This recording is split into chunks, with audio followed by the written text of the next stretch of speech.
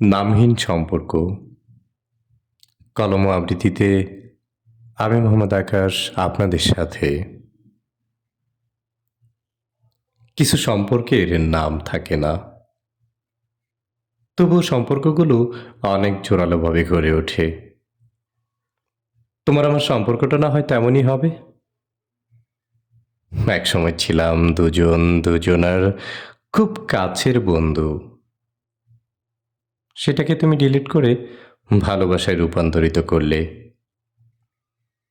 চলছিল সময়টা খুবই ভালো। হারিয়েছি তখন তোমার মাঝেই নিজেকে। ভেবেছিলাম এটাই হয়তো সারা জীবনের কান্নাটা মুছে দেওয়ার মতো ভালোবাসা ছিল। তখন তোমার ভরসাহীন হাতটি ধরে বহুদূর পথ চলেছি, মনে অনেক সাহস নিয়ে। হঠাৎ করে সে হাতটি আমার ছেড়ে দিবে, সেটা কখনো ভাবিনি। তুমি সুখ খুঁজেছ আমার মাঝে, হয়তো আমি তা দিতে পারিনি তোমার মতো করে। তাই বলে কারো ভরসার হাতটি এভাবে ছেড়ে দিতে হয় না। সেটা হয়তো একটিবারের জন্য ভেবে দেখোনি, তবে শুক্রিয়া জানাই মহান রবের কাছে। আজও তুমি আমায় ভুলতে পারোনি।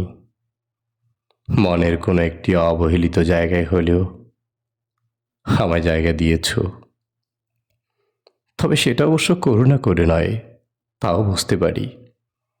কারণ আমার বন্ধুত্বটা যেমন ছিল মজবুত, তেমনি ভালোবাসাটাও ছিল অনেক গভীর। তাই হয়তো আজও আমায় মিস করো। জানি না তুমি কোন পরিস্থিতিতে আমাকে তোমার ভালোবাসা থেকে বিরত রেখেছ, তবে জানতে খুব ইচ্ছে করে। যদিও তুমি তোমার মতো করেই প্রতিনিয়ত উত্তর দাও, তবু ইচ্ছে করে বারবার সেই একই প্রশ্ন করি তোমার কাছে। জানি জানি তুমি বিরক্ত হচ্ছ, তবে আজ আর বিরক্ত করব না। আজ একটা নতুন প্রশ্নের উত্তর দিবে, সেটার জন্য তোমার বিরক্ত হতে হবে না। এই যে এই যে তুমি আমি কথা বলছি, সেটা কোন সম্পর্কের? একটু বলবে সেই সম্পর্কটার নাম কি? আগে তো বন্ধু ছিলাম, তারপর ভালোবাসা, আর আজ আজ তো দুটোই হারিয়ে ফেলেছি। কি হলো? চুপ করে আছো কেন? উত্তর দাও। জানি জানি এর উত্তর তুমি দিবে না, আবার কথা বলাটাও বন্ধ করবে না। ওকে, আজ থেকে আর জানতেও চাইব না কোনো প্রশ্নের উত্তর।